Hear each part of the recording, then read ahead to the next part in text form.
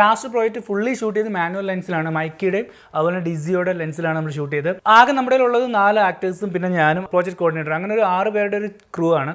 So എന്താണ് അതിൽ ഇത്ര ചലഞ്ചിങ് എന്ന് ചോദിച്ചു കഴിഞ്ഞാൽ, മാനുവൽ ലെൻസിൽ ഒരു ഫോക്കസ്ഫുൾ ഇല്ലാതെ ഈ ഫുൾ പ്രൊജക്റ്റ് ചെയ്യുക എന്ന് പറഞ്ഞാൽ ഭയങ്കര ചലഞ്ചിങ് ആണ്. ഇത് എങ്ങനെയാണ് നമ്മൾ അക്കംപ്ലിഷ് ചെയ്യുന്നത് വെച്ച് കഴിഞ്ഞാൽ, DJയുടെ ലൈഡാർ സിസ്റ്റം, ഇത് ഓൾഡ് ലൈഡാറാണ്, പക്ഷേ സ്റ്റിൽ ഇത് മാനുവൽ ലെൻസിൻ്റെ കൂടെ പെയർ ചെയ്ത് വർക്ക് ചെയ്യുക എന്ന് പറഞ്ഞാൽ സംഭവം അടിപൊളിയാണ്.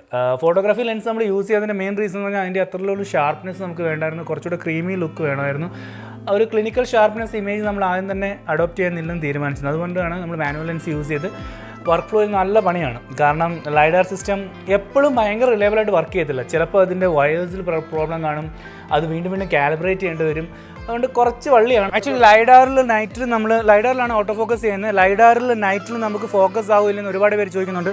ഇത് ഫുള്ള് ഫോക്കസ് ആണ്, നിങ്ങൾക്കിപ്പോൾ കാണാൻ പറ്റും. ഞാൻ മൂവ് ചെയ്താലും ആ സാധനം ഫുള്ള് ഫോക്കസ് ആണ്. DJI ലൈഡാറിൻ്റെ പുതിയ വേർഷൻ വന്നിട്ടുണ്ട്. സോ ആർക്കെങ്കിലും വാങ്ങാൻ ആഗ്രഹമുണ്ടെങ്കിൽ ഇപ്പോൾ ഗ്ലോബലി അത് ഔട്ട് ഓഫ് സ്റ്റോക്ക് ആണ്, എന്നാണ് വരുന്നത് അറിയത്തില്ല.